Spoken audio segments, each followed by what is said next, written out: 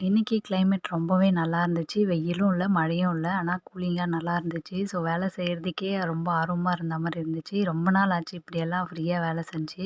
Kitchen உள்ள போனாவே எப்போ வெளிய வருவோம் அப்படின்ற மாரி இருந்துச்சு. இன்னைக்கு ரொம்ப ரிலாக்ஸா கிச்சன்ல குக்கிங் எல்லாம் முடிச்சாச்சு. நாளைக்கு கூழ் குடிக்கிறதுக்காக இன்னைக்கவே கூழ் செஞ்சு வச்சுட்டேன். மில்லட் இட்லிக்கு மாவு அரைச்சு வச்சுட்டேன். பூ எல்லாம் வாங்கிட்டு வந்து அதையும் அரேஞ்ச் பண்ணி வச்சுட்டேன். முருங்கைக்காய் வந்து பக்கத்து வீட்ல வித்துட்ருந்தாங்க. இதில வந்து பார்த்தீங்கன்னா, இந்த முருங்கைக்காய் எல்லாமே ரூ. 10 தான். மாம்பழமும் ₹20 குடுத்தாங்க கிலோ. அதையும் வாங்கிட்டு வந்துட்டேன்.